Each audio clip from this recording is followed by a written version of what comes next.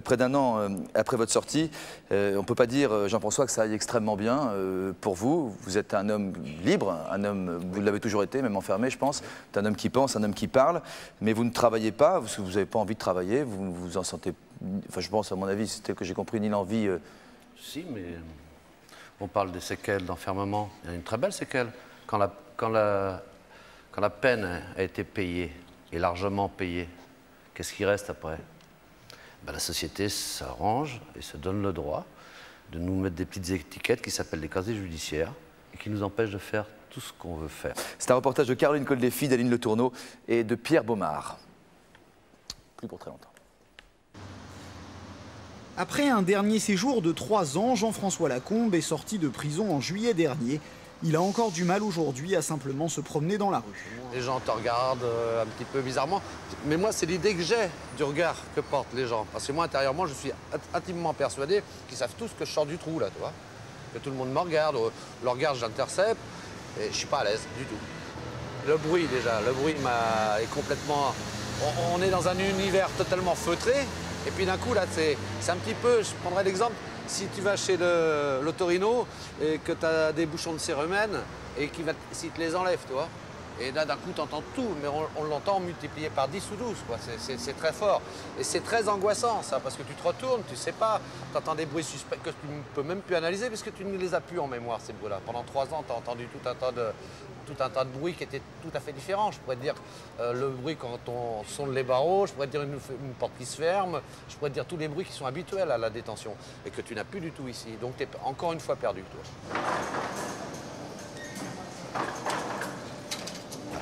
Là, j'ai pris l'envie, c'est foutre le corps. Je suis agoraphobe, je suis claustro, j'ai la totale, quoi. Et ça, ils m'ont foutu en l'air avec leurs 6 mètres carrés, là. Toute leur vie, ils m'ont mis dans 6 mètres carrés. Juste à moi, 6 mètres carrés, ça suffit pas pour un gros garçon comme moi, non?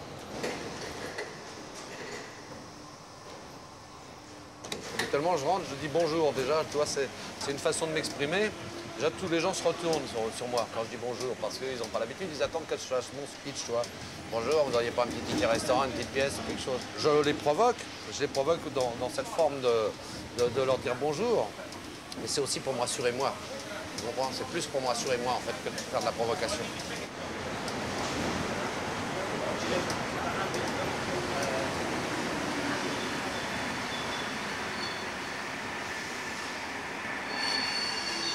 Tu vois, ce qui est la folie là-dedans, c'est que je descends, je suis content, il y a trop de monde, là. Je commence à avoir trop de monde.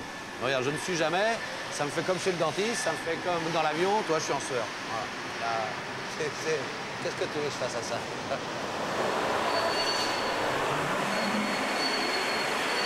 Ah là, mais tu te rends compte, ça? C'est agressif, ça, hein, non? Autant j'aime tous ces petits commerçants, autant dans une grande surface, j'ai exactement le même sentiment que dans le métro. Et en plus, ils m'emmerdent avec leur musique en boucle. Jean-François a été marié 3 fois. Depuis sa dernière sortie de prison, il vit avec Véronique. Tu vois, ça a l'air de rien. Regarde, tu vois une petite terrasse. Là encore, je pourrais m'y mettre parce qu'il n'y a pas beaucoup de monde. Ça a l'air de rien, mais tu peux même pas y songer comment ça, c'est important, ce qui nous manque. Tu vois, simplement le fait de t'asseoir à une terrasse, boire un café et de regarder passer les gens. Bonjour, monsieur. Tu chopes un panier? 12,95, ça c'est dans nos moyens. Voilà, mûr ou cassis. Un sauvignon à la mûre, c'est pas dégueu non plus. T'as l'impression d'être riche, t'as pas d'once. 2 bouteilles de vin. Vivre avec un ancien détenu n'est pas toujours simple. Après 3 ans passés seul dans une cellule, Jean-François n'arrive toujours pas à parler à Véronique de cet enfermement. Tant que tu ne l'as pas vécu, tu peux pas l'expliquer. Et ça, l'enfermement, eh ben, on le traîne après. Moi, je dis qu'on est tous des handicapés de la vie après l'enfermement, quel que soit l'enfermement. Moi, il ne me parle jamais, ou très peu, de la prison, très peu souvent. En règle générale, c'était avec ses amis qu'il en parle le plus souvent, qui ont partagé la même expérience. Bah, c'est tout, voilà, on a à manger. Ah ouais. Voilà. Et on s'enfuit. Bon, il a fallu qu'elle soit très très patiente avec moi, au niveau sexuel déjà, pour commencer. Parce que j'étais amputé complètement. Hein.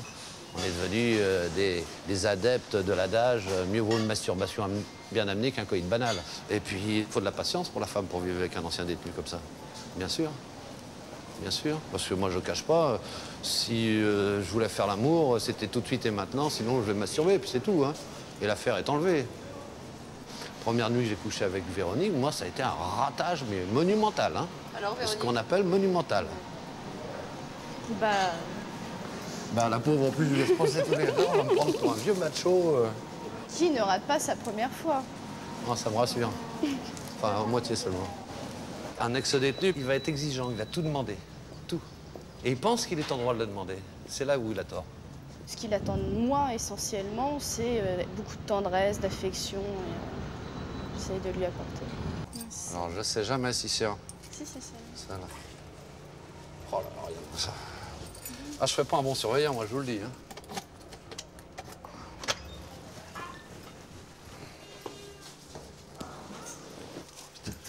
Dans l'appartement, il y a des choses que vous ne supportez pas? Ouais, les volets. Les rideaux. Voilà, on est parti, ben, laissez le rideau comme ça. Dormir avec quelqu'un qui a fait de la prison, c'est des insomnies, quelquefois des cauchemars la nuit. Et moi, obligatoirement, ça me réveille, tout simplement.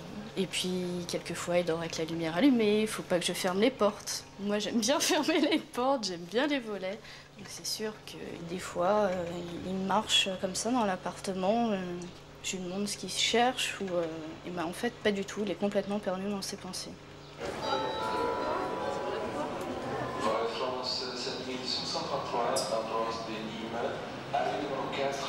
Jean-François a 2 filles. L'une est aux États-Unis, il ne la voit pas. L'autre habite Nîmes. Longtemps, il ne s'en est pas occupé. Au cours de sa dernière détention, c'est elle qui l'a contacté. Alors, pendant 3 ans, ils se sont écrits 3 fois par semaine. Et grâce à la correspondance qu'ils ont échangée, Célia et son père ont appris à se connaître sans même se voir. C'était mon seul lien avec l'extérieur. Et les lettres, je ne les lisais pas le midi, j'attendais. J'attendais le soir que la porte soit fermée, close, pour pouvoir laisser ces lettres tranquilles. Qu'est-ce que vous êtes raconté dans ces lettres pendant 3 ans? Tout. Tout ce que j'étais, tout ce que je n'avais pas été, surtout. Et tout ce que je regrettais. Tout ce qu'on ne peut pas se dévoiler face à face et qu'on ne se dira jamais face à face. Voilà. Parce qu'il y a sa fierté, j'ai la mienne, et on aborde des problèmes qu'on ne peut pas dire en face. Je sais ce qu'il vaut. Les bêtises, les conneries, tout le monde en fait. Et en vouloir à lui pour la prison, non, jamais. À quoi on pense en prison? On pense à tout ce qu'on a raté déjà.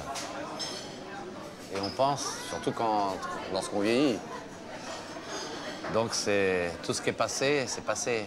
On sait très bien quand c'est cassé, c'est cassé. Il y a quelque chose qui ne peut plus revenir. Je ne pourrais pas la prendre dans mes bras comme lorsqu'elle était petite. J'ai dû la prendre 3 fois, 4 fois dans mes bras. Je passais à travers tout ça. Et ça, je regrette profondément. Mais ça, c'est ma punition.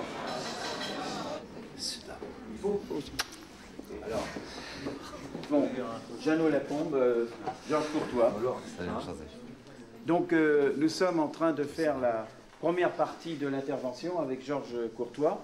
Bon, Jeannot, il a fait 25 piges de placard, lui. Hein. Mais la dernière fois, c'était 14. Donc, c'est comme toi. Voilà. Et puis donc là, on parlait de la prison. Plein d'années, je sais pas. De temps en temps, pour évacuer, Jean-François donne des conférences avec d'anciens détenus à l'université Paris 8, des conférences sur l'enfermement. Quand tu sors de prison, eh ben, t'as perdu toutes les valeurs. Alors je te parle pas des valeurs sociales, et longtemps que tu les as foutues en l'air, toi. Les valeurs politiques, tu n'y crois plus beaucoup. Les valeurs déistes, tu y crois de moins en moins. Alors qu'est-ce qu'il te reste? Il te reste quoi? Eh ben, il te reste tes angoisses. Il te reste tous les traumatismes que tu as eus. Parce que tu sais, enfermer quelqu'un, vous savez, enfermer quelqu'un 24 heures sur 24 dans un univers clos qui fait 6 mètres carrés, qui fait 5 pas de long et 5 pas de large, ça laisse pas intact. J'ai 14 piges de prison sur ma tronche et je me sens, moi, personnellement, foutu.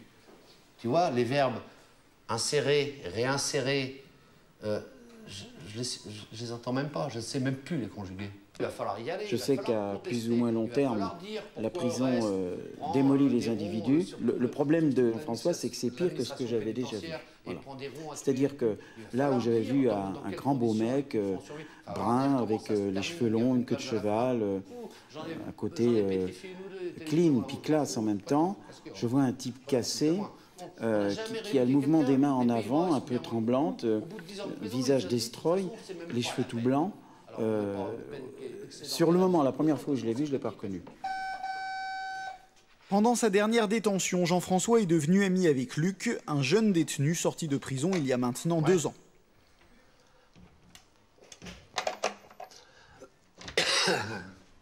C'est mon petit gamin. C'est mon petit gamin. Et toi? Bien. Ta santé, mais ça fait vraiment plaisir de te voir déjà.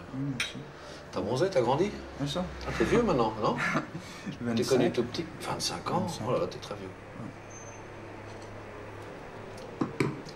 Ça fait la liberté, mais ça fait longtemps que t'es en liberté, toi, maintenant. Ça fait... 97. 97. Oh, tu commences à être un vieux libre. Ouais, mais c'est long. Pour moi, c'est aussi long que si j'étais à l'intérieur. Ah bah oui. Ah non, quand même si, quand même, si, crois. quand même. Ouais. T'as vu, la liberté, c'est bien, mais il faut drôlement se démerder. Hein. C'est pas évident, hein? Hein? Difficile. C'est dur de vivre sans sous, hein? Je sais. Je sais. C'est plus dur que ce qu'on pense. Déjà, moi, j'avais les jetons de partir. Je sais, je t'avais vu de partir. T'avais les jetons, quand même, c'était bien, non? Ouais. Mais quand j'y pensais, avant qu'ils me fassent partir, ça me faisait un peu peur. Hein. Mais la plupart des choses qu'on pense pour le futur, ça se réalise pas une fois dehors. On pense que tout va aller comme il faut, mais une fois arrivé dehors, on s'aperçoit que c'est difficile d'aller chercher un paquet de cigarettes. On n'arrive pas à tout faire. Et le fait d'être dehors, ça doit faire bizarre, non? Ça surprend. Ah, tu vois, ça fait toujours peur la liberté. Ouais, Luc et Jean-François. Il est là, Luc, non? Luc est là, non? Luc est avec nous, je crois. Vous êtes resté combien de temps en prison, alors, au total? 14 mois. 14 mois? Oui. Vous avez l'air vraiment très touché par ces 14 mois. C'est ce qu'on lit dans vos yeux dans ce reportage, peut-être un peu moins ce soir. Ça va, ça vient ou comment ça se passe? Non, mais c'est toujours comme ça, parce que là, je suis toujours en attente, je suis toujours pas passé au tribunal. Ah, donc vous êtes... Là, pour moi, ça sera comme ça jusqu'à temps que j'ai la peine, quoi.